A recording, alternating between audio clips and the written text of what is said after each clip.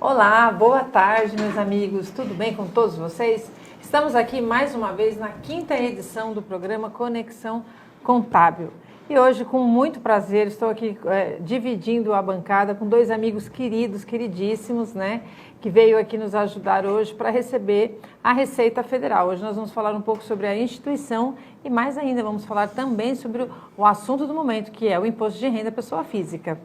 Hoje, que aceitou meu convite de pronto, uma pessoa que eu admiro muito, tenho muito carinho, né? Veio aqui de pronto para estar aqui prestando um pouco do seu conhecimento para a gente, a Lilian Prado, que é empresária, contadora, pós-graduada em gestão tributária, de gestão de empresas e recuperação de créditos tributários. Atualmente está cursando Direito, gosta de estudar, né? Trabalhou por mais de 10 anos como auditora na KPMG e há 13 anos é sócia da W Prado Consultoria, que já esteve aqui com a gente, com seu outro sócio. Exato. Lilian, seja muito bem-vinda. Obrigada, sim. Obrigada pelo convite. Eu que agradeço. Aqui ao meu lado, uma figura também muito conhecida, bastante conhecida, eu diria, aqui de Guarulhos, né? O senhor Reginaldo de Azevedo, formado em contabilidade como técnico em 1979 pelo Colégio Comercial de Santana, bacharel em ciências contábeis em 1984, bacharel em administração de empresas em 1986 e bacharel de ciências jurídicas, formado pela OAB, em 1994. Sócio fundador da Remacom, assessoria e contabilidade, já esteve à frente do CRC do período de 2006 a 2018 como delegado regional em Guarulhos, aqui na nossa cidade. CRC São Paulo, agora desde 2022 como conselheiro. CRA São Paulo, representante ativo em Guarulhos, na comarca de Guarulhos, desde 2019. Participa também como membro ativo desde 95 do Lions Club e desde 1999 das lojas da maçonaria UP34. Reginaldo, muito obrigada, amigo, por ter aceito o convite, vindo de pronto. É uma honra estar aqui com você. Sempre que você precisar, sempre que você querer, nós estamos à disposição. É um prazer enorme para mim. Eu fico muito lisonjeado com o seu convite. Muito obrigado. Eu sou uma pessoa privilegiada, né, com essas pessoas tão bacanas e além de serem tão importantes, a gente conseguiu um vínculo de amizade, né? Muito obrigada, gente. Hoje eu estou aqui com 2 feras. Nós estamos aqui com pessoas assim, com alto conhecimento, que vai poder esclarecer muitas dúvidas aqui para a gente nesse período aqui tão importante que é do imposto de renda. Nossos convidados hoje, representando a Receita Federal do Brasil, é o senhor Ricardo Roberto Mendes Ribeiro Júnior, auditor fiscal da Receita Federal do Brasil. Encontra-se lotado na Delegacia de Pessoas Físicas da Receita Federal do Brasil em São Paulo. Trabalha com pessoas físicas desde 2006 e, atualmente, é supervisor do Programa de Imposto de Renda do Estado de São Paulo. Juntamente com ele, temos a honra também de receber Luiz Marcelo Turaza, auditor fiscal da Receita Federal do Brasil, bacharel em Ciências Econômicas e bacharel e licenciado em História, ingresso na Receita Federal do Brasil em 1982, atividades na Delegacia Regional de Guarulhos, Distrito do Centro-Norte, São Paulo, DERAT, São Paulo e DERF, São Paulo. Atuou nas áreas de arrecadação, fiscalização, malha fina, plantão fiscal e atualmente atua na ouvidoria do Ministério da Fazenda. Vocês estão vendo que a gente hoje vai ter um bate-papo bem interessante, né? Então, eu gostaria aqui de começar dando as boas-vindas e agradecendo demais a presença de vocês, senhor... Vou só chamar de Ricardo, né? Porque é o nome de rei, né? Senhor Ricardo e senhor Luiz, muito obrigada pela presença. Silvana, nós que agradecemos o convite, né? É um prazer para mim, para o Marcelo também, para o Turaza aqui, estar aqui com essa presença ilustre também, conheci os integrantes da bancada agora há pouco, mas já vi que são pessoas bem experientes, né? E para a gente sempre é um prazer poder estar aqui conversando com vocês, é sempre uma troca, né? Eu sempre digo que eu não venho aqui para ensinar, eu venho sempre para aprender um pouquinho com vocês. Muito Verdade. obrigado. Nós agradecemos. Sr. Turaza, como é que prefere chamar o Sr. Luiz, Sr. Turaza, doutor? Normalmente as pessoas me chamam só de Turaza, mesmo, como sobrenome. Tá? Turaza, então, vamos lá. Agradeço também a oportunidade de estar aqui com vocês. E é sempre bom poder colaborar com essa instituição, como outras instituições que sempre se dedicam ao imposto de renda, principalmente nessa época. E estamos aqui para ajudar no que for possível. Muito obrigado pela gentileza. Imagina, nós que agradecemos.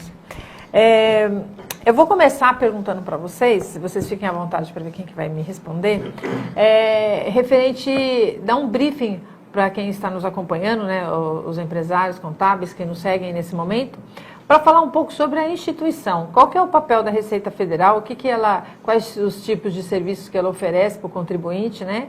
E o papel, né, nessa junção que nós, como contadores, sabemos bem, né, sobre isso. Mas também tem muita gente, muito empresário que nos acompanha, para a gente saber exatamente. Vocês poderiam falar um pouquinho? Bem, a instituição Receita Federal do Brasil é um órgão de Estado, do Estado brasileiro, que visa administrar os tributos internos e tributos aduaneiros também, áreas de fronteira.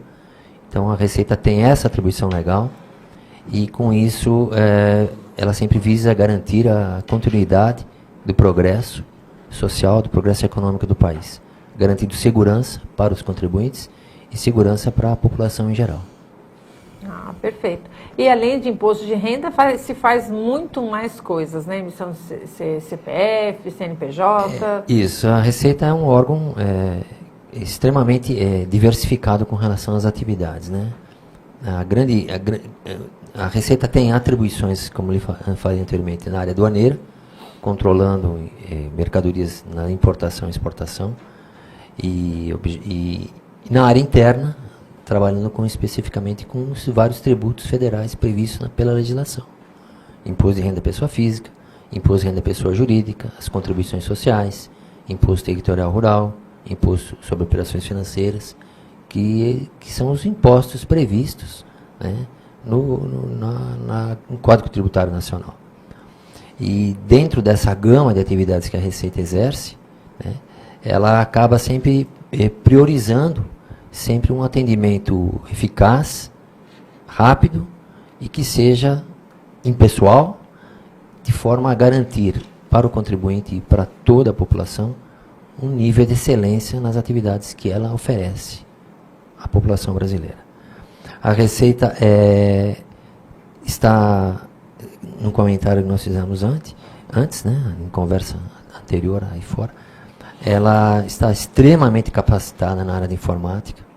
Os programas da Receita, já tivemos prêmios mundiais com relação aos programas que a Receita disponibiliza, dada a eficiência e a complexidade que esses programas são confeccionados. Então, é extremamente importante, né, que a Receita, cada ano, que passa, se modernize. Né? Isso é feito de uma forma bastante rápida, principalmente no campo tecnológico. Né? Só com essa novidade que iremos comentar, com relação à pré-preenchida, essa busca dos arquivos disponibilizados para o contribuinte fazer a sua declaração de uma maneira rápida, eficaz e com segurança, é um progresso extremamente importante, né, para o campo tributário e para o campo dos negócios do país. E essa é a prioridade da Receita como instituição e procuramos, naturalmente, melhorar a cada ano que passa. Perfeito. Bom, vocês têm alguma dúvida a respeito das atividades da Receita? A gente conhece bem, né? O nosso endereço melhor é aqui em Guarulhos, né? Que a gente frequenta mais, mas a gente conhece algumas também, né? Espalhadas aí pelo Brasilzão. Sobre imposto de renda, né? Vamos falar então agora, focar aqui um pouco sobre o imposto de renda, que esse ano ele vem com um prazo de novo, né? Um pouco mais estendido, começou um pouquinho depois, começou agora 15 de março e vai até 31 de maio.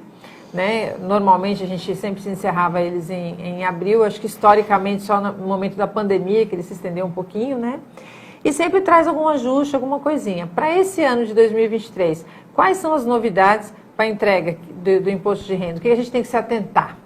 Bom, a primeira novidade, né, que é a mais importante que veio, ela inclusive, essa mudança de prazo, ela vem em função dessa novidade, né? Porque, historicamente, realmente eu começava no primeiro dia útil de março, né, e até o final de abril, né? Esse novo prazo é uma tendência para os próximos anos também. Por quê? Porque eu preciso, para a declaração pré-preenchida, né, que é a menina dos olhos desse ano, né, para o imposto de renda, né, para pré-preenchida eu preciso de tempo para processar as várias informações que chegam para a Receita. E essas informações, elas são, o prazo de muitas delas é o último dia útil do mês de fevereiro.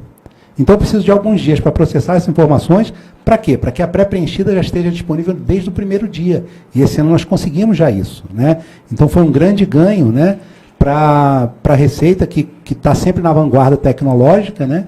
E então a principal novidade para esse ano é a pré-preenchida. Então ela veio trazer esses prazos, então vamos atentar aos prazos, né? Então dia 15 de março até dia 31 de maio, a entrega da declaração. Se eu quiser o débito automático da primeira cota, eu tenho prazo do dia 10 de maio. Passou o dia 10 de maio, aí eu só posso fazer o débito automático da segunda cota em diante, né? E o vencimento do imposto, e também se eu fizer a doação para as entidades, né, do Fundo da Criança e Adolescente e Fundo do Idoso, o prazo para o recolhimento é dia 31 de maio. Tá? Então, assim, a primeira e total novidade é a declaração pré-preenchida. Aí vocês falam para mim, mas a declaração pré-preenchida já existia sim. Só que a pré-preenchida ela vem evoluindo desde 2014.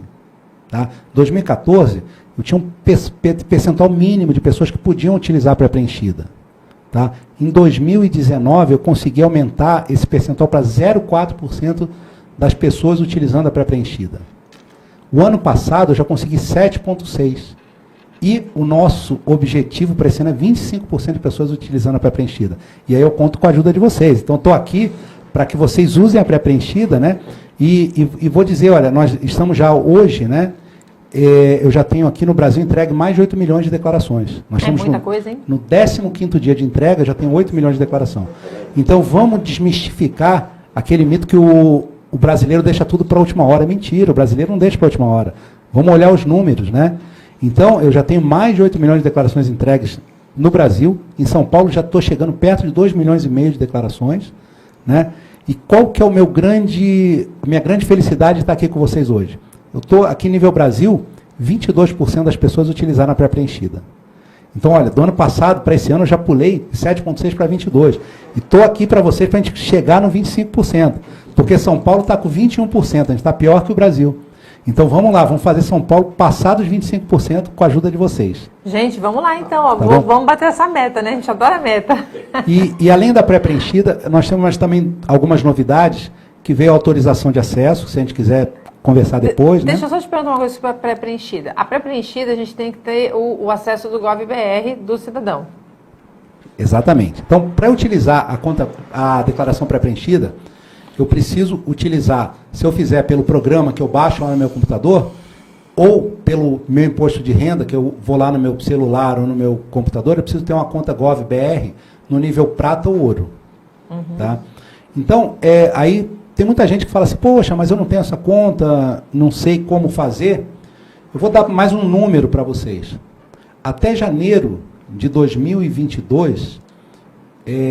existiam 35% dos declarantes de imposto de renda, eles tinham conta GovBR prata ou ouro. Foi feita uma extração agora em fevereiro, antes mesmo do início do prazo, já se tem 65% dos declarantes já tem conta GovBR prata ou ouro, ou seja, uma grande maioria dos declarantes já tem essa conta GovBR, então os 25% ele é totalmente alcançável. Tá? Então a conta GovBR ela não é da Receita Federal, ela é da Secretaria de Governo Digital e ela não só serve para a Receita Federal, ela serve para toda...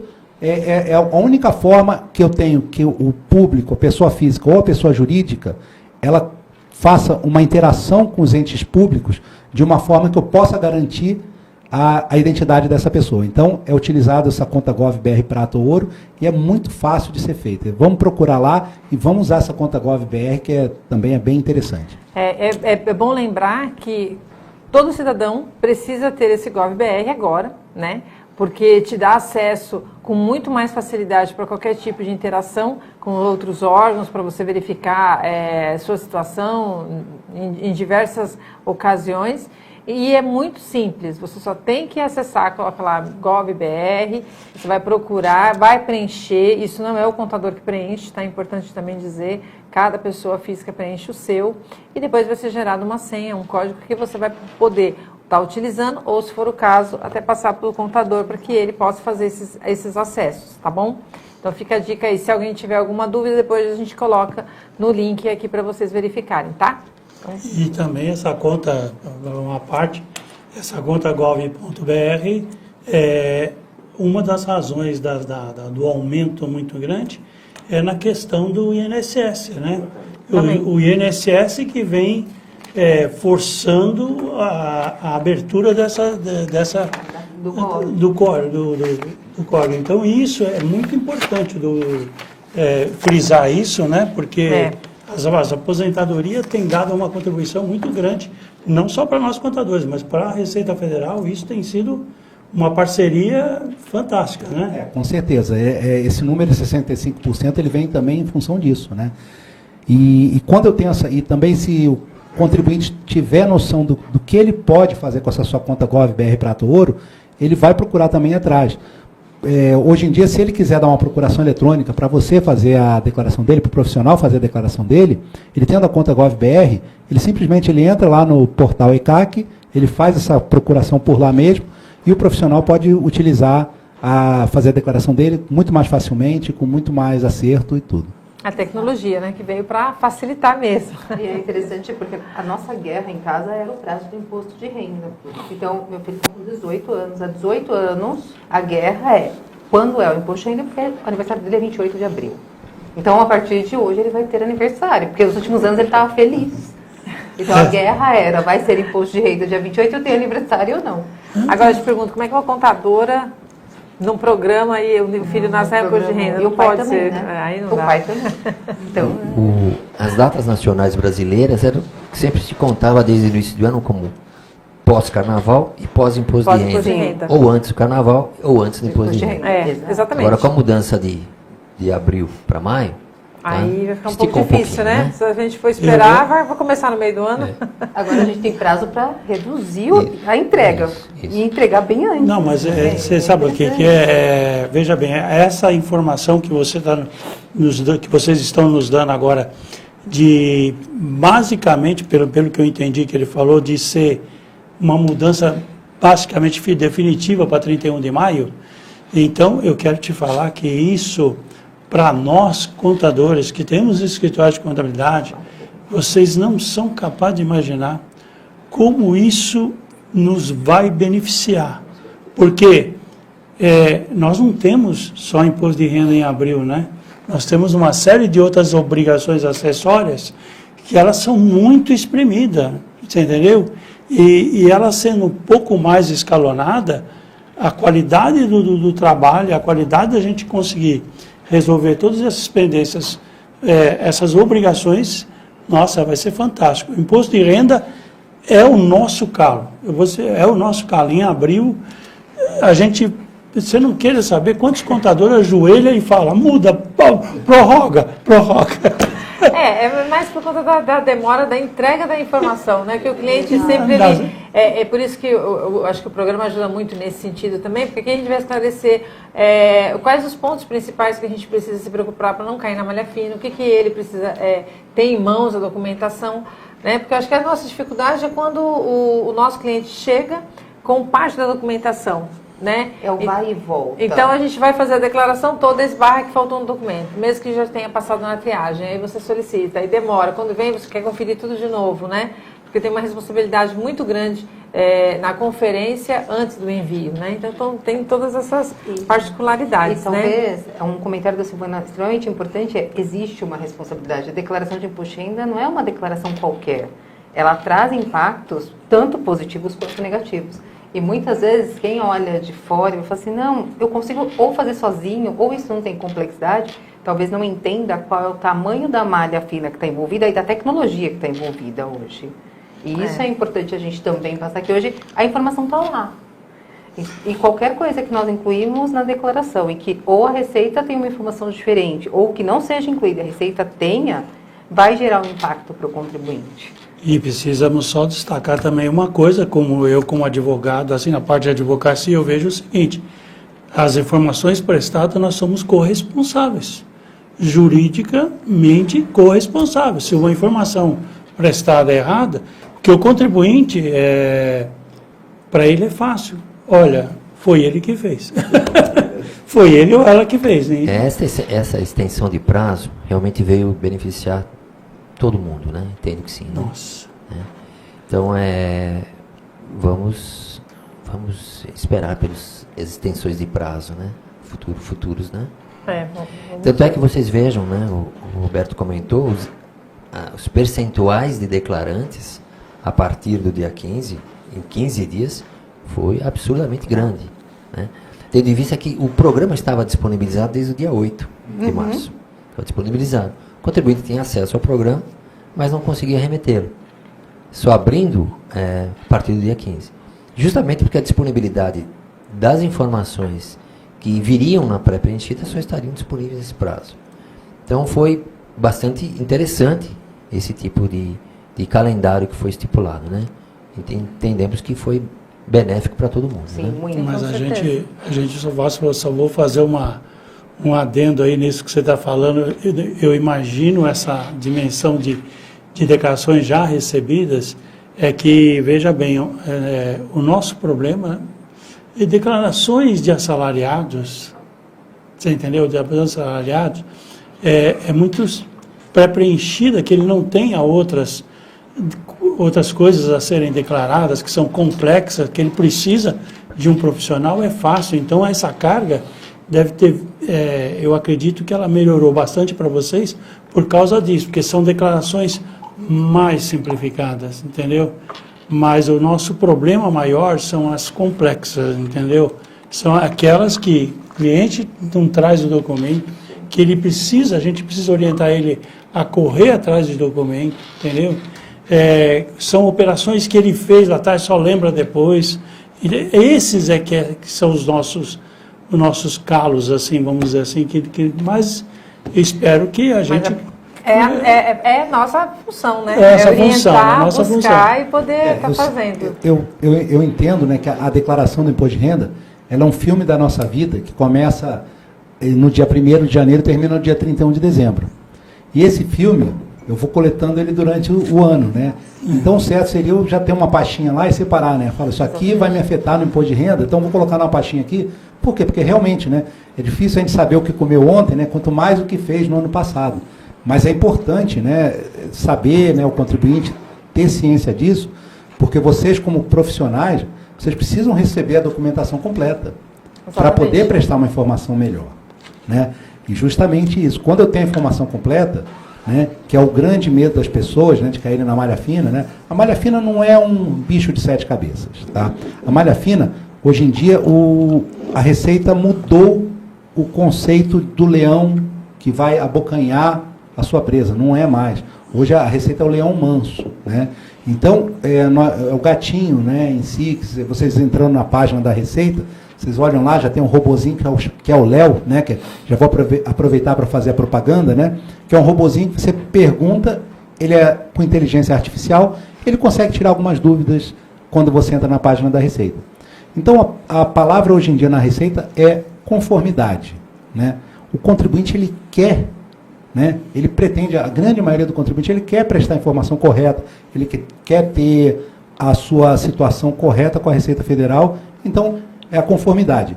E nós temos as ferramentas de autorregularização. Então, vocês como profissional, vocês podem orientar o seu contribuinte, o seu cliente, né? O contribuinte é da Receita, é cliente de vocês, né? O cliente, a ele trazer as informações completas, e você precisa acompanhar esse processamento da declaração lá no ECAC dele, né, para ver se tem alguma pendência, como ajudar ele, ver se faltou alguma coisa, né? Então, a palavra hoje é conformidade, tá? para eu me autorregularizar, eu preciso ter a documentação completa, eu preciso estar ciente daquilo que eu fiz naquele filme que eu passei do ano anterior. E passar essas informações para o meu profissional, né? Ou se eu for fazer a minha declaração, eu estou com essa documentação, ou se eu for contratar um profissional para fazer a minha declaração, eu preciso passar tudo para ele. Eu não posso passar uma parte e omitir uma outra, ou esquecer outra, porque senão ele vai ter problema para frente, ele vai né? cair na malha fina. Exato. Verdade. Além dessas novidades que a gente teria aí com a pré-preenchida, a alteração do prazo, eu sei que você ia comentar mais alguma coisa e eu te cortei.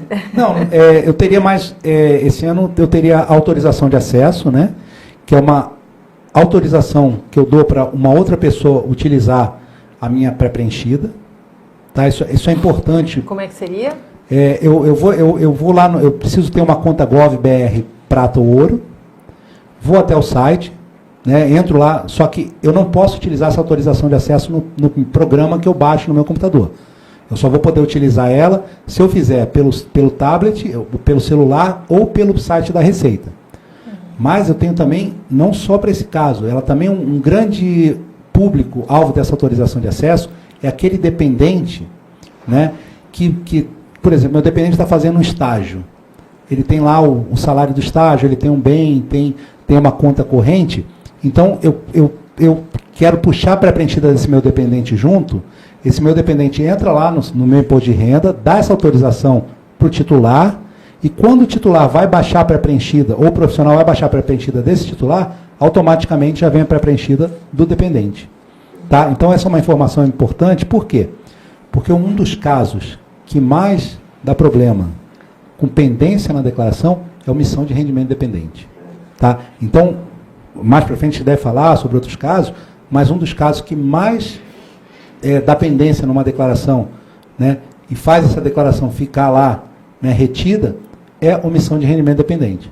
Então, quando eu utilizo essa ferramenta, eu sempre vou bater isso. Né? A pré-preenchida ela não tira ninguém da malha fina. Tá? Ela não tira ninguém.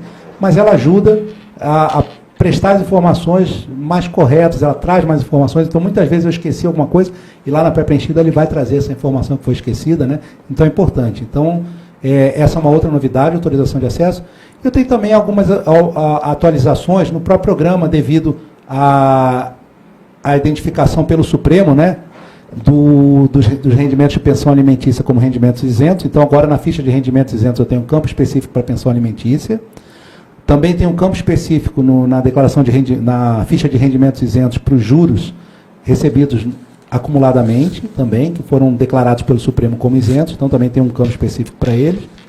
Também, na declaração de bens eu tenho duas novidades. Uma é que já vinha de muito tempo atrás, que quando eu tenho um fundo de investimento, eu preciso declarar esse fundo pelo CNPJ do próprio fundo.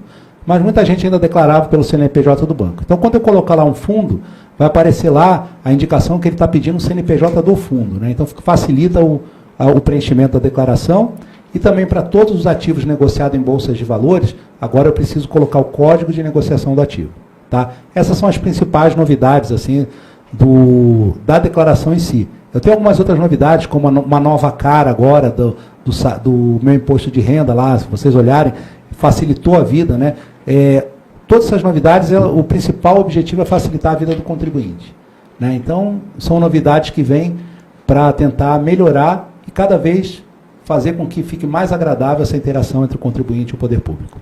Só para dar uma complementada a isso, no que ele falou, a questão do CNPJ dos fundos, provavelmente deve ter alguém, já deve estar pensando assim, nós contadores profissionalmente sabemos, mas o contribuinte às vezes fica na dúvida, porque quando ele pega o informe do banco, né, ele pega o informe do banco, Itaú, e olha eu fazendo propaganda, entendeu? Dos bancos, aí as pessoas precisam entender que são um detalhezinho muito pequenininho, mas precisa saber. Geralmente, como você falou, a pessoa pega o CNPJ do banco, porque está ali estampado. E, na verdade, na informação do saldo do fundo, do TASSIM, ele tem geralmente um númerozinho, 1, 2, 5, 7, que remete ao CNPJ do fundo, né? Ou então, às vezes, está pequenininho ali. Então, para que aqueles que falam, que deve ter te ouvido agora e falou, E aonde eu pego isso? No próprio informe, tem lá, pequenininho, procura que você vai achar. Não é isso, Silvana? Exatamente. Isso mesmo, exatamente. correto. A gente já sabe, né, pessoal? Não, né, nós profissionais sabemos. Mas são as dicas. Em cada né? fundo que eventualmente o contribuinte aplicou, né? Exato. Em cada Tem fundo. ali. E tem exatamente ali. Tem, Isso é bastante interessante que você falou, porque o contribuinte precisa ficar atento a esse tipo de informação. Acessando o informe e observando lá na disponibilidade do saldo que ele tem, dos fundos, o CNPJ CNPJ disponível. respectivo. eu não vou ficar fazendo propaganda de um banco aí, mas tem um banco lá que, se você olhar, tem 20 tipos de fundo, de fundos, e você tem que ficar digitando um a um. Pré-preenchida. Não é isso, É Miriam? linda pré-preenchida. Por isso que a gente tem que aumentar o percentual. Por isso tem que aumentar. Aí o contador agora vai ganhar mais. Eu estou com um dado aqui, antes de passar para eles perguntarem, que a Receita espera esse ano receber mais de 38 milhões de declarações. Né? Que no ano passado, mais de 1 milhão de pessoas caíram na malha fina. É o equivalente a mais ou menos quase 3%, né? 2,7% mais ou menos por cento. Desses 38 milhões, 188 mil declarações transmitidas ao fisco, que foi um número considerável. 46% dessas que caíram na malha são questões de rendimentos de dependentes, né? O que você falou.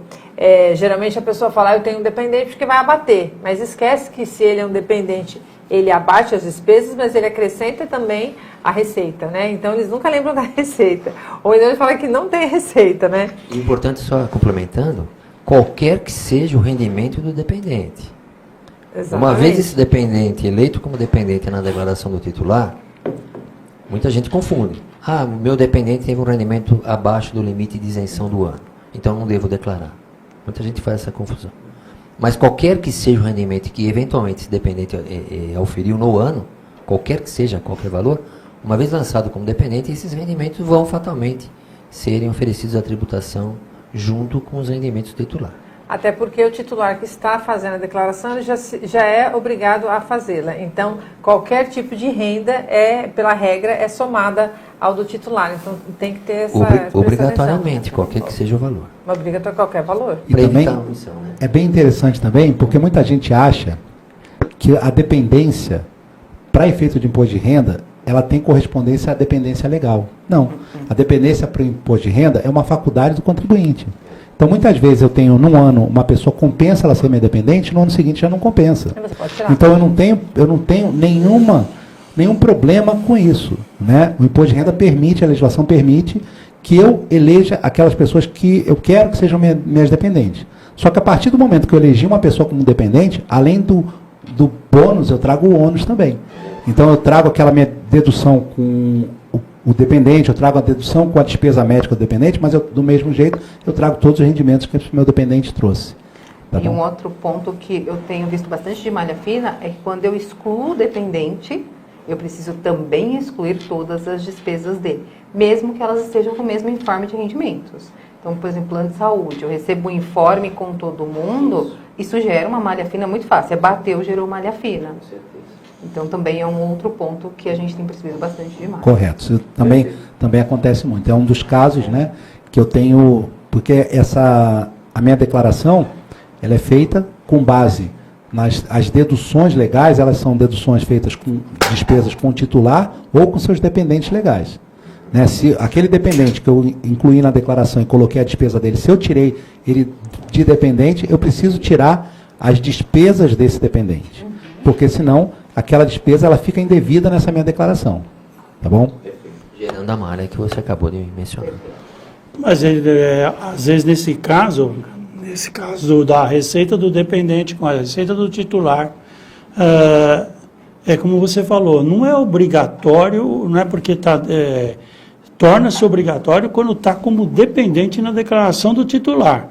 Mas, se o contribuinte pode ver o que é melhor para ele pagar menos imposto, se ele tiver. Ele pode tirar o dependente da sua declaração, fazer esse cálculo, na hora do preenchimento da declaração, ele pode fazer junto, ver a condição que ele vai pagar de imposto, separa e pode entregar separado um e separado o outro. Às vezes tem uma economia de imposto nesse caso. Inclusive, o próprio programa, em tempo real, simula essa situação. Com o dependente e sem o dependente. Com o rendimento e sem o rendimento, com o dependente no caso. Então, para o contribuinte, no programa, quando ele faz a declaração, a Receita, já prevendo isso, já disponibilizou esse tipo de serviço para o contribuinte, em tempo real, para que ele saiba o que é melhor para ele. Ele, contribuinte, quando declara, ele escolhe o que é mais benéfico para ele, de acordo com a legislação. Não é verdade? E não é crime, não é nada. E isso a gente sempre pede, sempre nós alertamos. Quando se faz a declaração, necessariamente verifique qual é a melhor condição, olhando em tempo real esse tipo de... E aqui eu aproveito até para fazer um gancho, né? Que a declaração, ela representa só um ano anterior. Então, e essa declaração minha, ela tem que refletir o que aconteceu no ano anterior. Se no outro ano eu tinha uma pessoa dependente, não obrigatoriamente esse ano ela é minha dependente. Pode muitas vezes ser o contrário. Era um filho que eu tinha, ele completou 25 anos, eu preciso tirar ele da minha declaração porque ele não é mais meu dependente. Embora eu sustente esse filho, embora eu pague a faculdade dele ainda, ou embora ele more comigo, para efeitos de imposto de renda ele não pode mais ser meu dependente, né, porque ele completou a idade. Então eu olho lá os requisitos. E também, né, a declaração ela é tão dinâmica que no passado existia 2 modelos de declaração. Existia o modelo completo e o modelo simplificado. Hoje em dia a gente não fala mais disso. Hoje em dia eu verifico lá as condições de obrigatoriedade. Se eu sou obrigado a declarar, eu preciso declarar a declaração completa. Então eu preciso relacionar todos os meus rendimentos, todos os meus pagamentos, meus dependentes. E aí lá na hora, lá na frente, quando eu terminei o preenchimento, eu vou optar ou pela utilizar a tributação utilizando as deduções legais, ou pelo desconto simplificado.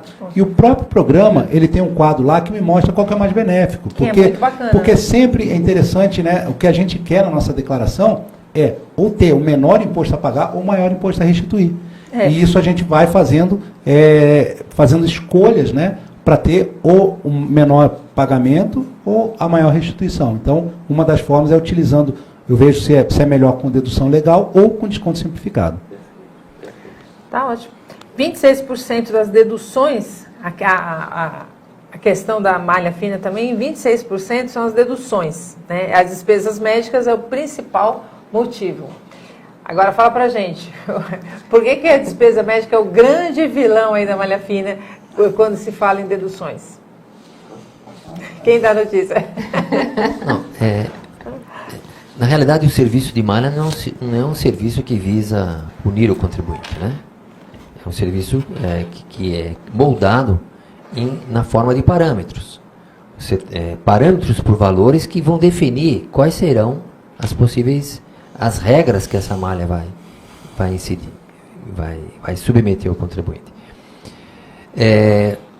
Como nós sabemos, as despesas médicas elas são totalmente dedutíveis, são 100% dedutíveis. Naturalmente, o contribuinte tem toda a documentação que comprova todas essas despesas dedutíveis. No entanto, ele pode, eventualmente, incidir em malha, despesa médica, por uma série de fatores. Eventualmente, o profissional ainda não declarou as receitas auferidas, o plano de saúde que ele pagou também, momentaneamente, pode não ter declarado.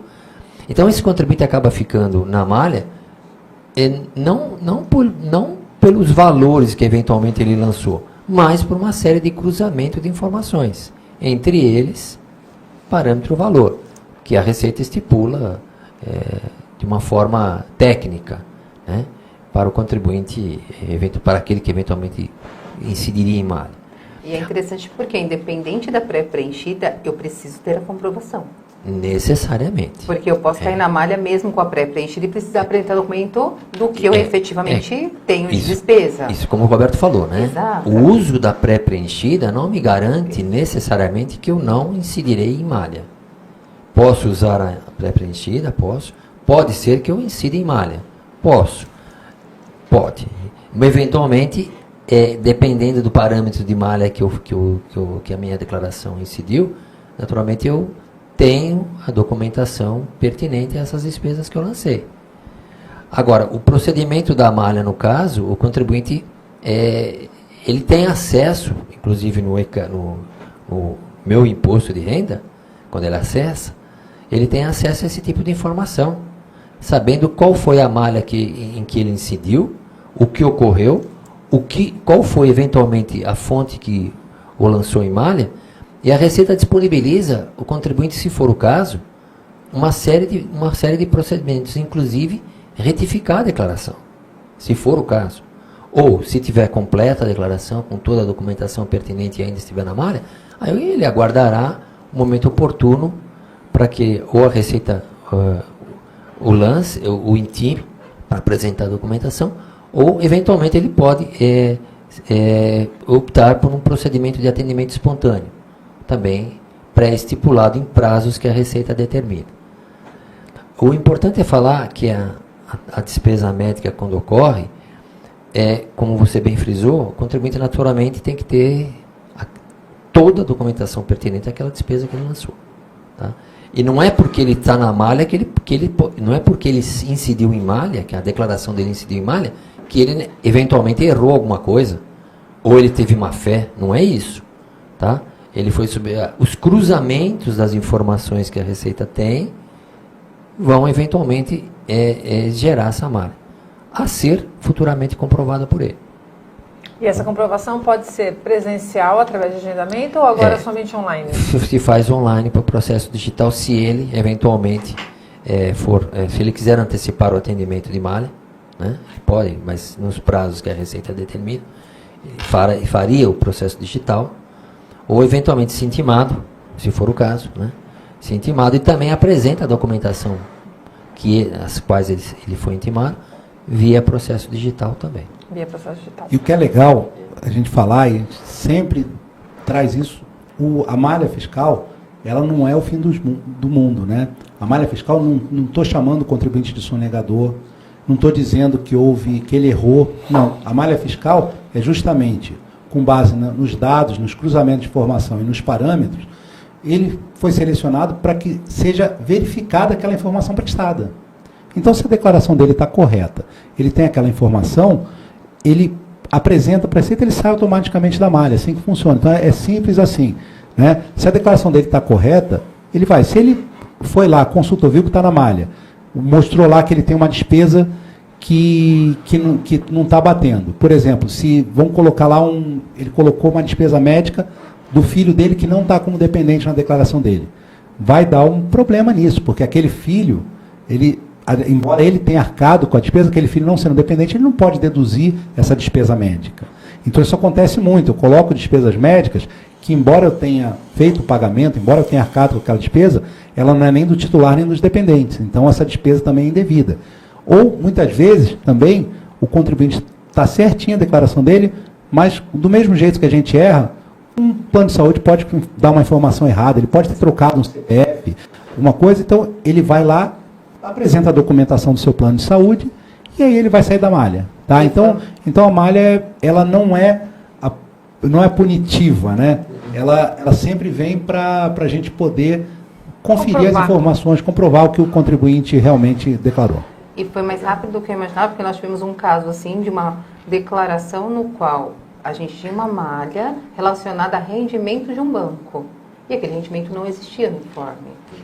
Se eu não estou enganada, em 10 dias a Receita resolveu com o processo. Então já tirou a malha, já baixou a dívida, já não tinha mais problema nenhum. Então foi uma coisa muito mais rápida do que a gente imaginava. Perfeito. Aproveitando que você está falando, faça as suas perguntas. Fique à vontade de fazer alguma pergunta, né?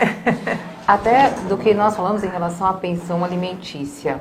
Nós temos hoje uma decisão que nos permite deixar o rendimento como não tributável. Ele hoje é um rendimento isento. Eu posso pedir isso em relação a anos anteriores. Em relação à pessoa que está pagando, como nós vamos considerar o pagamento desse valor? Eu tenho a contrapartida nos dois. Como vai ser feito esse lançamento, tanto agora quanto do passado? Então, com esse procedimento do STF, né, considerando a pensão alimentícia como rendimento isento e não tributável, os contribuintes, inclusive tem espaço específico na ficha rendimentos isentos e não tributáveis para a pensão alimentícia, novidade que o Ricardo falou agora, faz com que o contribuinte lance esse tipo de rendimento como isento e não tributável. Uhum. O outro lado da moeda, aquele que paga a pensão. E quem recebe a pensão alimentícia, por determinação legal, é isento. No campo, Perfeito. ficha de rendimento isento e não tributável, pensão alimentícia, com os dados de para quem ele pagou a pensão alimentícia. De quem ele pagou. Tá certo? Certo. O outro lado da moeda, quem pagou a pensão alimentícia? A pensão alimentícia, até antes da decisão do STF, era dedutível para quem paga a pensão alimentícia. E continua sendo dedutível. Não mudou esse aspecto. Quem paga a pensão alimentícia, esse tipo de dedução ainda persiste, portanto, aquele que paga informará com uma dedução, a declaração dele. Perfeito. Tá bom? E quem recebe agora? Isso, quem É recebe rendimento isento e quem paga pagamentos efetuados, pensão alimentícia dedutível. Perfeito. Essa é a forma. Com relação aos anos anteriores, você perguntou, né? A legislação prevê que eu posso retificar as declarações dos últimos 5 anos. Teoricamente, o contribuinte que tem esse tipo de pensão alimentícia, que poderia ser submetido a retificações, ele faria essas declarações dos últimos 5 anos, excluindo o rendimento para quem recebe a pensão tributável e incluindo como rendimento isento. Tá? E quem pagou a pensão alimentícia continua lançando como dedução. Então, o beneficiário da pensão teria que retificar os últimos 5 anos. Perfeito. Agora, só continuando nesse fato.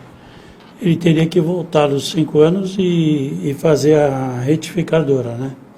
De cada exercício, né? De cada exercício. Ele vai ter que pegar o programa anterior, fazer a retificadora, tirar do tributável, né? E como o sistema antigo não tem a previsão do pensão alimentícia lá isento, então ele vai ter que jogar provavelmente em outros lá, né? Isso no campo outros. No campo outros escrever pensão. Qual é esse rendimento isento que é a pensão alimentícia? Que é a pensão alimentícia. Ele escreve isso é bom para que a pessoa, quem tiver qual, essa dúvida... Qual é o espaço das declarações retificadoras que essa pensão alimentícia entraria como rendimento isento? Isento. Né? Nas retificadoras. Seria no outro. Ficha rendimentos isentos e não tributáveis, campo outros. Outros. Designação do rendimento pensão alimentícia.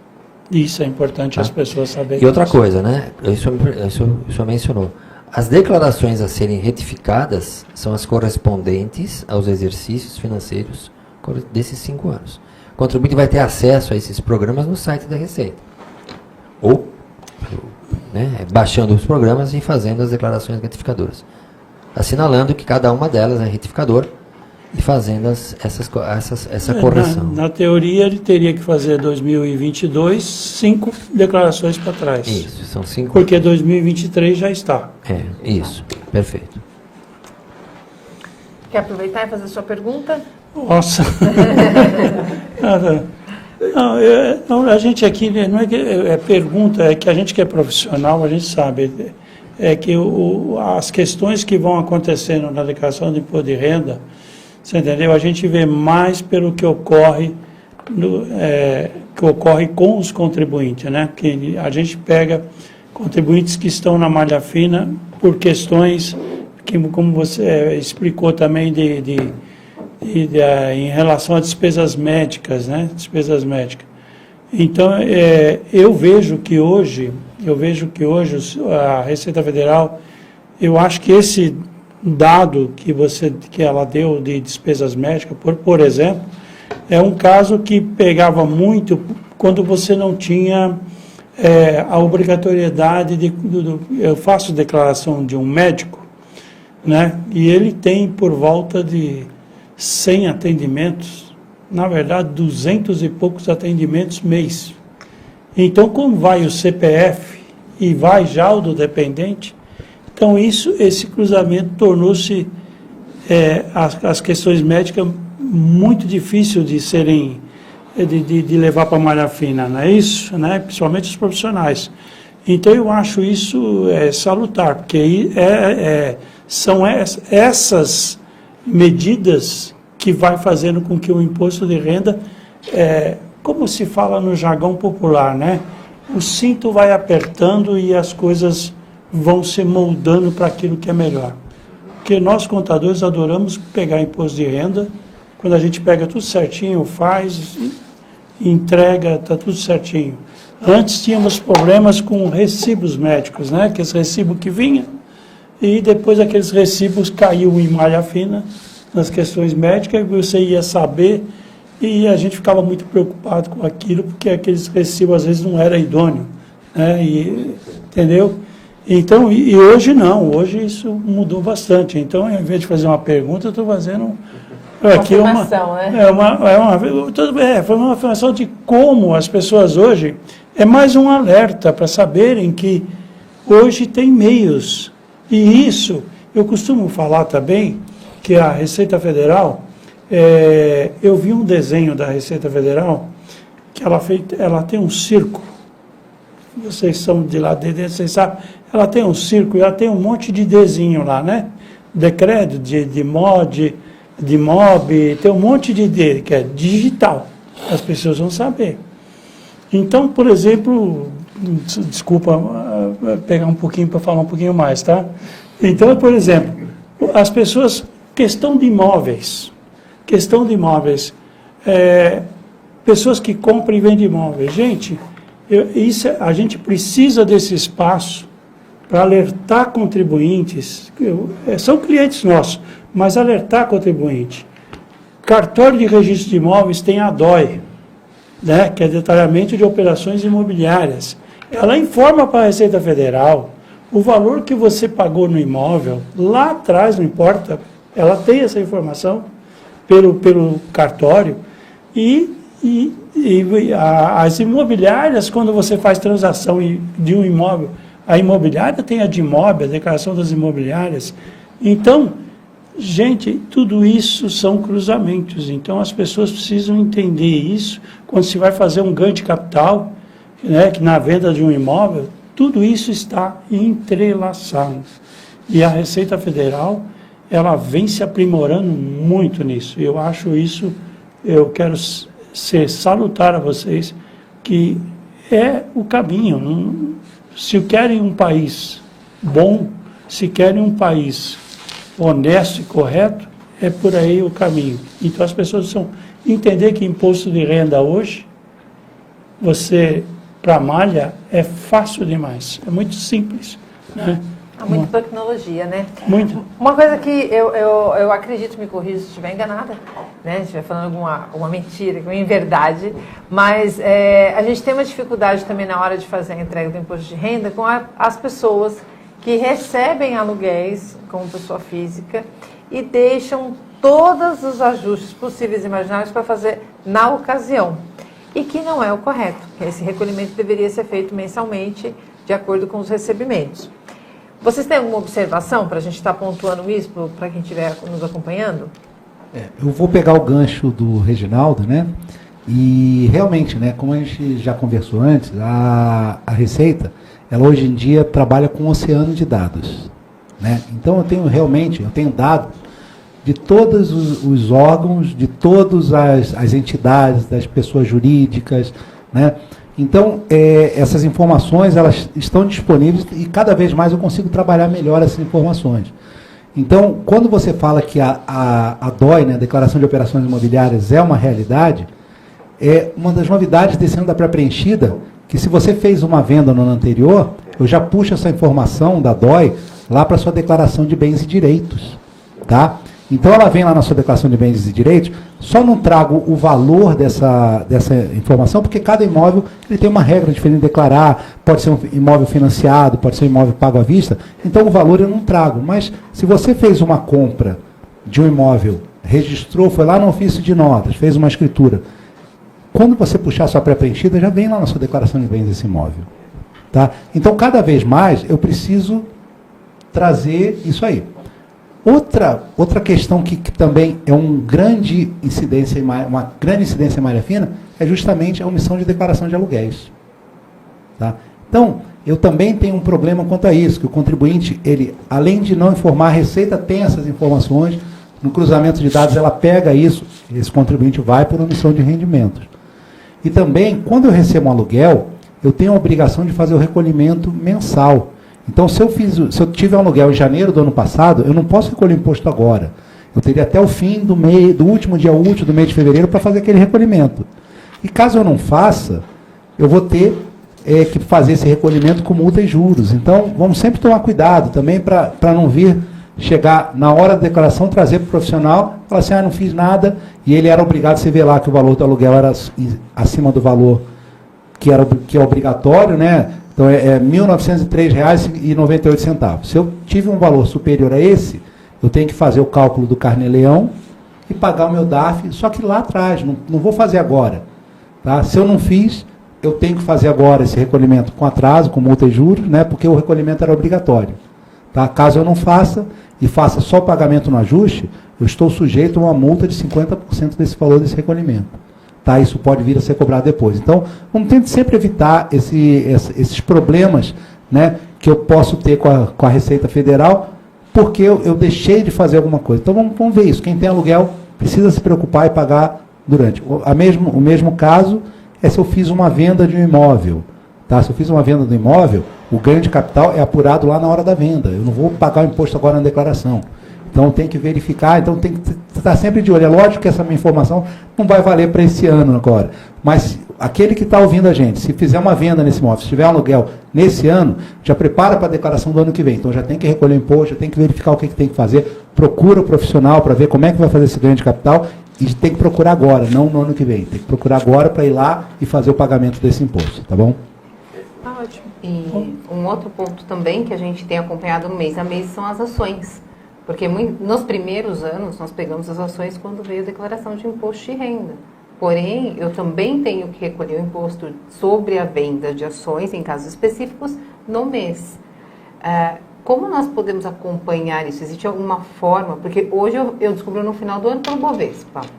Então, tenho acompanhado os clientes que a gente conhece, a gente acompanha no dia a dia. Agora, tem alguma ferramenta da Receita que consegue nos ajudar hoje com essa declaração? Bem, tal como o ganho de capital, o chamado a renda variável, que é operações em mercado de bolsa, ela é apurada também da forma como você falou mensalmente. Então, cabe àquele que opera nesse mercado fazer o cálculo da renda variável, se for um resultado positivo, para submetê-lo à tributação, vencendo o imposto até o último dia útil do mês subsequente ao mês que ele operou. Tá? Isso não é opção do contribuinte, né? É obrigação. Não existe ainda um programa, está em vias de ser disponibilizado, de renda variável. Como existe hoje um programa de ganho de capital e um programa do livro caixa da atividade rural, existe também um programa chamado renda variável, que viria a ser uma ferramenta de uso do contribuinte para apurar os resultados de apuração no mercado de bolsa, no mercado de renda variável. Tá? Como essa ferramenta ainda não está disponibilizada, então cabe a quem opera nesse mercado fazer o seu cálculo mensal. Tá? Esse cálculo é feito de acordo no nosso perguntas e respostas, por exemplo, que é a publicação que a Receita disponibiliza para o contribuinte. É uma série de perguntas e respostas prevendo esse tipo de cálculo e de renda variável, inclusive no mercado que ele opera. Mercado à vista, mercado a termo, futuro, opções. Então, mas cabe a ele, contribuinte, fazer esse cálculo para apurar o imposto e recolhê-lo até o último dia útil do mês subsequente. E, caso ele não faça, se houver imposto, ele fica submetido também aos acréscimos legais, multa de mora e juros de mora. E é uma questão de malha também, é questão de dependente, porque na declaração também deve ser informado separado. Exato. Porque a malha também pega. Se eu e meu marido fizermos, obrigatoriamente tem que estar no CPF dele, o que é dele, e meu, o que é meu. Isso mesmo. Só queria, não quero voltar para trás, então, mas só queria que vocês dessem uma opinião, que isso aí a gente pega muito, entendeu? Na declaração é a questão voltando só um pouquinho, o negócio dos imóveis, que a pessoa adquire um imóvel por 500 mil escriturado. No ano seguinte, ele... Não, meu imóvel valorizou, foi para 600 mil. No ano seguinte, ele foi para 700 mil. Eu costumo sempre falar que isso não resolve nada, porque, como eu falei, no ganho de capital, o que vai é o que está escriturado. Se é que eu entendo assim. E ele põe essa valorização, e essa valorização não resolve nada, né? Bom, infelizmente, né, a legislação não permite, desde 1996, nenhuma atualização no valor do imóvel. Então, não existe correção no valor do imóvel. A única forma de eu aumentar o custo de aquisição do meu imóvel é se eu fiz uma benfeitoria, uma reforma, e desde que eu tenha essa documentação comprovando essa benfeitoria ou reforma. Então não adianta eu ir lá na minha declaração e colocar assim, imóvel tal, reforma de 100 mil reais para aumentar meu imóvel em 100 mil reais. Tá? Por quê? Porque a regra é bem clara, eu não tenho essa correção do imóvel. Quando eu faço a venda do imóvel, existem alguns fatores de redução que aí eles ajudam, eles funcionam como era antigamente, aquelas reduções do valor. Hoje eu tenho alguns fatores de redução. Tá? Mas para efeito de declaração, eu preciso declarar o valor do meu custo de aquisição, tá? E esse custo de aquisição é o que eu efetivamente paguei pelo meu imóvel. E caso eu venha fazer uma venda, é esse custo de aquisição que vai ser utilizado para fazer o ganho de capital. Tá? Se eu fiz alguma reforma autorizada, né, pela legislação lá, uma reforma, uma pequena reforma, uma benfeitoria, eu posso acrescer esse valor ao meu imóvel, discriminando essa benfeitoria, né? E muita gente pensa assim, eu vou fazer essa atualização do meu valor e no futuro não vou ter problema. Não, porque toda vez que eu vou verificar um ganho de capital, se eu vou chamar um contribuinte para me dar um ganho de capital, eu não vou só com base no que ele declarou. Eu preciso da documentação hábil e idônea, que ele me traga essa documentação hábil e idônea para comprovar aquele aumento do valor do bem do imóvel dele. Né? Inclusive, eu costumo falar para os clientes que essa valorização dessa reforma é fácil a gente saber. É o que quem compra um apartamento, por exemplo, recebe um apartamento novinho na planta, que ele lá tem que fazer reforma. Ele vai fazer uma reforma. Ele tem que colocar piso, ele tem que colocar uma série de móveis. Tem que comprovar pelas notas fiscais. Né? Não, eu acho que eu ainda vou mais longe, eu quero ver se eles vão concordar com isso. Você faz, tudo bem, você faz essa reforma, você tem que ter contrato do pedreiro, você tem que ter as notas fiscais, tudo e tal. E eu acho que aquela somatória que está lá embaixo, que você vai jogar no imposto de renda, você teria que, para comprovar isso, averbar no registro de imóveis essa reforma, não é isso? Reformas maiores, eu preciso realmente, ela precisa estar aprovada, né, pelos órgãos públicos. Mas, por exemplo, se eu for só colocar um piso, é uma pequena reforma, o próprio órgão público ele não existe uma autorização, não precisa do engenheiro assinando. Então esse piso, aquela pintura que eu fiz, aquela pequena reforma, não é isso. Só que o que acontece? Não basta eu ter um recibo do pedreiro, que ele no que a gente chama do papel de pão, né? Então eu preciso ter um recibo certinho, eu tenho que ter pago o INSS desse pedreiro, eu tenho que ter toda a documentação própria para comprovar, né? Por isso que eu sempre falo, documentação hábil e idônea, né? Então ela não adianta só ser uma documentação que comprova, mas ela tem que ter uma certa formalidade e cumprir os requisitos legais. Então sempre tomar muito cuidado na reforma do imóvel, né? Ou na realidade não é tomar cuidado na reforma, tomar cuidado na atualização de valores, de bens, né? Porque a legislação não permite e eu posso ter problema sempre, para evitar os problemas posteriores, né? Eu tenho que estar sempre de acordo com o que a legislação permite. Obrigado. Lembrando que o imposto de renda é regime de caixa. Né? Eu declaro o que eu recebo, declaro o que eu pago. E não há previsão legal, né, como o Ricardo falou, de aumentar esse custo, de valorar o imóvel, né, fora essa situação que o Ricardo mencionou. E lembrando também que uma situação de compra de um imóvel financiado, né, muita gente pergunta isso. Como é que eu declaro? Eu declaro o valor do imóvel, né, do financiamento? Ou eu declaro o valor, enfim, como é que eu declaro? Né? Eu declaro o efetivamente pago até aquele momento da declaração. Financiei um imóvel no ano passado e cujo valor de financiamento foi 400 mil reais, por exemplo. E desembolsei no ano passado, digamos, R$50 mil nas prestações.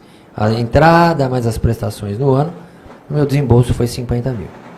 Esse imóvel está financiado, 10 anos. Né?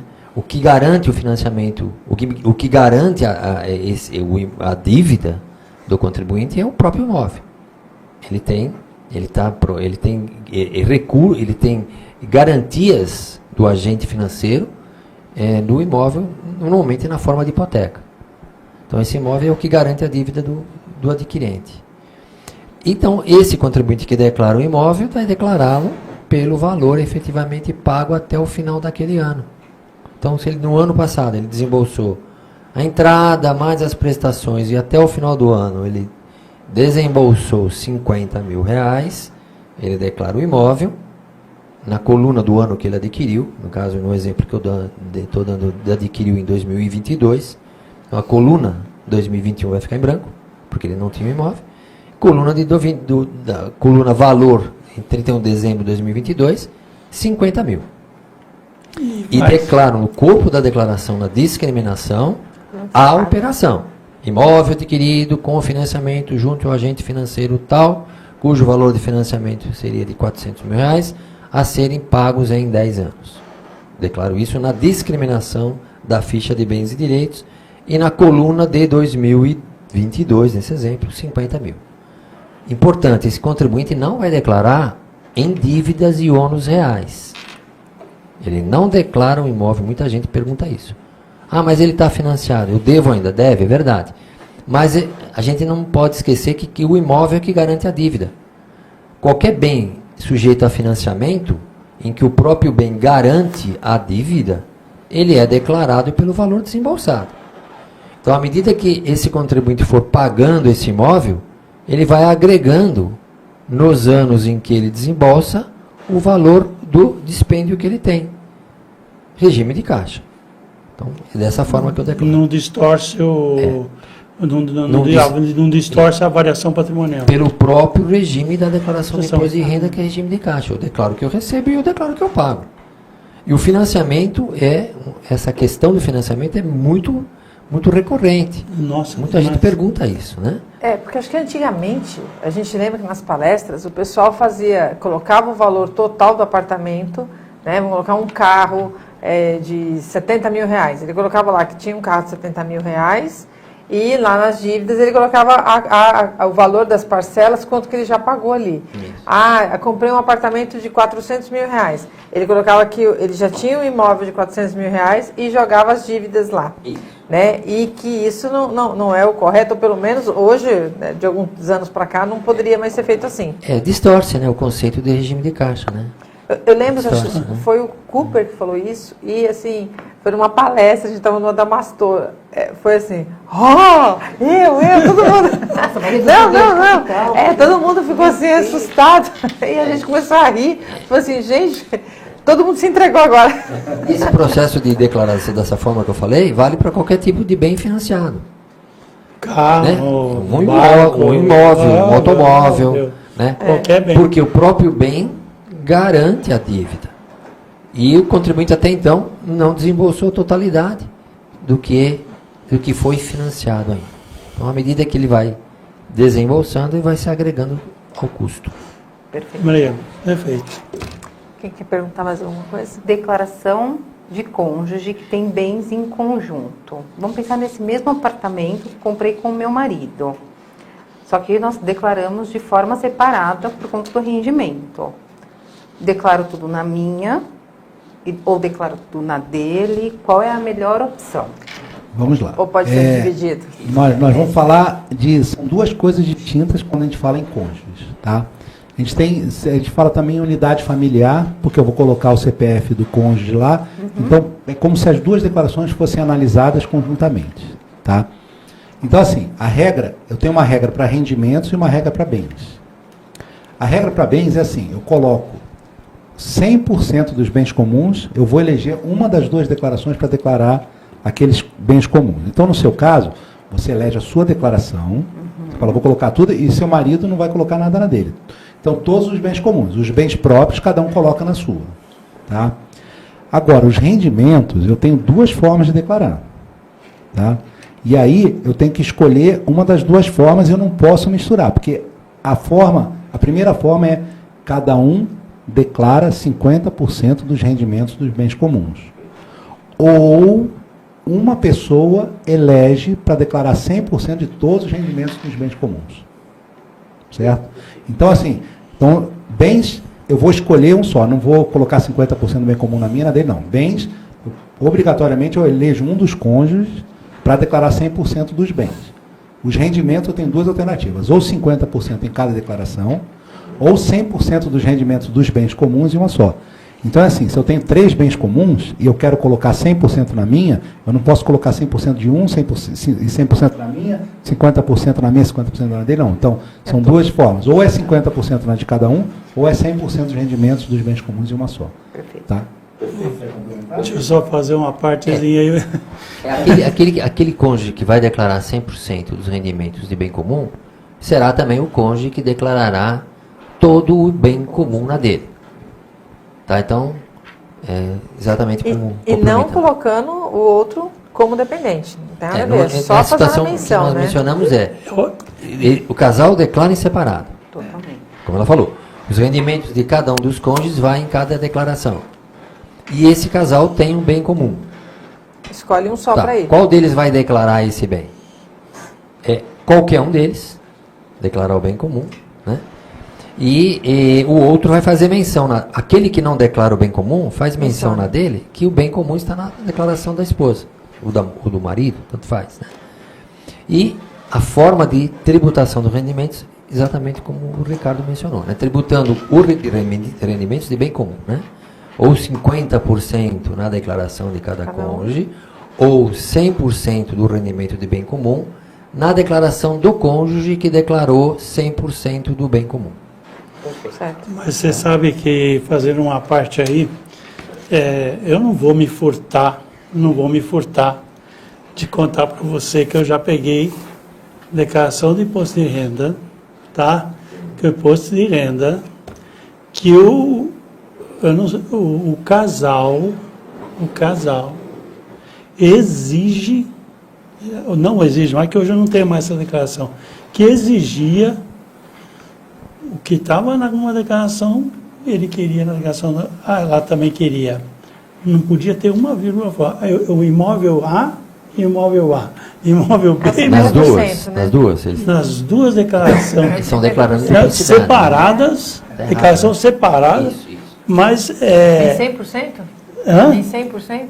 Ou 50% para cada uma? Não, Tudo bem nas duas, né? por exemplo, eles têm um copo. Esse copo está na declaração de um e está na declaração do outro. Eu peguei. E para convencê-los foi difícil, que teria que ser só com um. Mas graças a Deus, eu peguei esse caso, eu já cheguei a pegar casos assim. A pessoa... Nós como contadores, né, nós temos N histórias, imagino que vocês também, né, devem ter Nossa. muito mais do que as nossas, né, de todos os tipos, porque vocês estão ali no dia a dia também com os contribuintes, né. É um tema extremamente rico, que a gente poderia aqui tranquilamente ficar até o anoitecer falando, e mesmo assim a gente ainda ia ter muitas coisas, e a gente nem abriu para o pessoal que está nos acompanhando, mandar as perguntas e tal, senão realmente ia ficar muito extenso. Infelizmente, tudo que é bom passa muito rápido, né? O nosso tempo já acabou, já diria até que estourou um pouquinho. Né? Eu vou passar para o Reginaldo fazer as considerações dele, se despedir, para que a gente possa encerrar. Ok, obrigado. Olha, eu quero dizer o seguinte, nesses anos de trabalho, é a profissão que eu tenho já há 40 anos, quase, na verdade, 50 anos já, meio século de profissão. É uma profissão maravilhosa de contador e eu acho que a gente que tem uma bagagem lá das fichas tríplices, assim, falando assim, chega nessa época de hoje, é um privilégio para mim, com a minha idade, ver a tecnologia de hoje e ver como vocês profissionais da Receita Federal, ver o nosso país como está evoluindo nessas questões tecnológicas, você entendeu? E eu, para não ser muito extenso, eu falo para minha netinha, que é a mais nova, tenho 4 netos, mas eu falo para minha netinha, que tem 6 anos, hoje, que só vive com o tablet na mão. Eu falo para ela, eu tenho medo de você quando você tiver 30, 40 anos. Né? Eu não vou estar aqui para ver, mas eu tenho medo como é que vai ser o mundo para você. Eu espero que seja maravilhoso para ela, tecnologicamente falando, entendeu? Porque esse é o caminho nosso. Eu acho que a tecnologia está aí para nos engrandecer, não é para estar contra nós. E olha, o medo que se tinha de Receita Federal há muitos anos atrás, hoje eu sou mais amigo de Receita Federal, e a Receita Federal é muito mais minha amiga, é como você falou, eu sou leão do Laios, entendeu? E eu aprendi que o leão de lá é tão manso quanto o leão daqui. Okay? Obrigado a vocês. Silvana, para você, minha querida, pessoa que eu tenho uma estima muito grande, que a gente trabalha na cidade há muito tempo, eu fiquei muito feliz pelo seu convite, tá? E, olha, estou à disposição. Nós somos do SESCOM, nós somos do CRC, nós somos...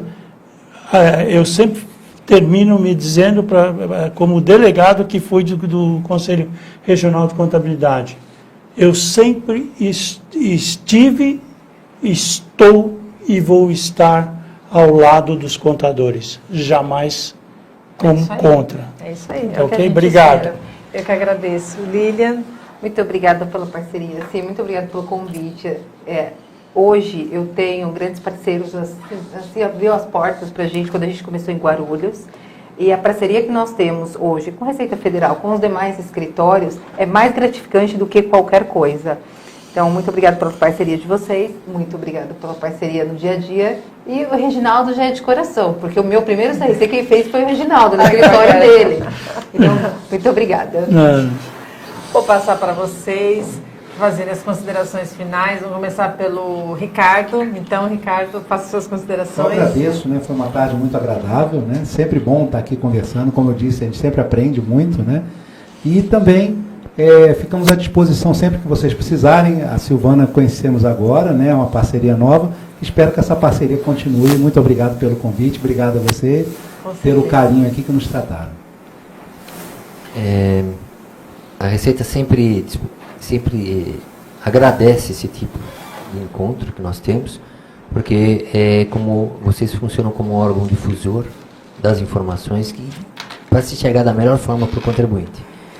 É realmente um prazer sempre poder colaborar com os órgãos que fazem esse tipo de trabalho, e deixo aqui meu agradecimento a todos vocês e muito obrigado. Vocês gostariam de dar algum recado para o contribuinte, o pessoal que está nos acompanhando? Eu gostaria, se você me der um minutinho. Todo, sim. Eu sempre gosto de falar da nossa Bíblia, né? Que é uma ferramenta que com certeza vocês conhecem, mas que todos devem conhecer, que é o Perguntas e Respostas. Tá? Hoje em dia o Perguntas e Respostas, ele vem sendo a principal ferramenta de orientação da Receita Federal em relação ao imposto de renda da pessoa física, nessa declaração que a gente tem. Então, a maioria das vezes que alguém vem me consultar, né, eu, antes mesmo de ver, eu vou dar uma olhadinha no Perguntas e Respostas, porque lá, às vezes, sai uma solução de consulta nova, tem uma legislação nova, e ele é muito completo. Então, tem mais de 700 perguntas, e muitas vezes a pergunta que você vem, para mim, eu chego e falo aqui, ó, olha aqui, está perguntando exatamente o que você me perguntou. Né? Desde qual, se eu sou obrigado a declarar, é a primeira lá, ele vai dizer todo mundo que é obrigado a declarar. Até eu fiz uma permuta sem torna, quero saber se eu tenho que calcular ganho de capital, vai ter uma pergunta sobre isso. Tá? Então, essa é a primeira ferramenta mais importante. Também eu gostaria que vocês usassem e divulgassem o ajuda do programa. Inclusive, eu posso fazer um PDF do ajuda do programa, porque o que não tá, o Perguntas e Respostas, ele acaba trazendo perguntas, mas aquele básico, uma pessoa que está começando, um contador que está começando hoje, às vezes ele não tem familiaridade com a ferramenta, ele pode pegar, fazer um PDF lá do ajuda do programa, e lá vai dizer o que ele tem que colocar em cada ficha, em cada campo. Né? Eu também posso estar no programa e digitar o F1. E tem o Léo, né, que eu já falei, né, o carinhoso, que é o Léo, que é uma novidade também, que é uma inteligência artificial. Então, conforme eu vou perguntando para ele, conforme as pessoas vão perguntando, ele vai se aprimorando. Então, são ferramentas de utilização e de solução de dúvidas do contribuinte para fazer o imposto de renda. Tá? Muito obrigado. Tá ótimo. Bom, quero agradecer meu amigo Reginaldo pela sua disponibilidade, a sua sempre favoritismo em querer nos ajudar, mesmo estar presente ao lado de todos os nossos profissionais de contabilidade. Agradecer imensamente a minha amiga Lilian, que largou tudo para estar aqui hoje. Muito obrigada. Encarecidamente agradecer ao pessoal da Receita Federal aqui de Guarulhos, que foi super parceiro, a Fabiana, o Marcos, o Paulo, que fez toda essa intermediação para que a gente conseguisse fazer esse contato. Prazer imenso ter recebido vocês aqui, conhecê-los pessoalmente. Né? Como eu disse, já estava acompanhando vocês pelas outras lives, outros trabalhos que vocês vêm fazendo em divulgação do imposto de renda, que é uma coisa muito importante que tem que ser falado mesmo, para ajudar não só o contribuinte, mas também a nós, os profissionais que ficamos nessa linha de frente, né, nesse trabalho, nesses 2 meses aí que vamos aí suar, né? Que eu acho que é o momento mais esperado do ano para os contribuintes e também para os profissionais de contabilidade, é quando sai o imposto de renda. Tinha gente que estava ali roendo a unha, é amanhã, é amanhã. E assim também a gente comemora quando fala, é amanhã o último dia, né? É um alívio tremendo, né? Vai faltar só o próximo dia, que seria o nosso dia de feriado, né? Que é o dia 1º de maio, que agora pulou, mas a gente dá um jeitinho, né? A gente fazer o nosso feriado. Então, queria agradecer imensamente vocês, espero recebê-los numa próxima oportunidade, agradecer a Receita Federal também, agradecer a você que esteve em casa, no seu trabalho, no seu escritório, que esteve nos acompanhando. É um prazer imenso poder compartilhar com vocês todas essas nossas particularidades aqui do dia a dia. Eu sou a Silvana Araújo, este foi a 5ª edição do programa Conexão Contábil e agora com uma novidade. Semanalmente nós também teremos o podcast Conexão Contabilidades. Então fica de olho na nossa grade que tem muita coisa boa aí para vocês. Uma ótima tarde e um ótimo final de semana.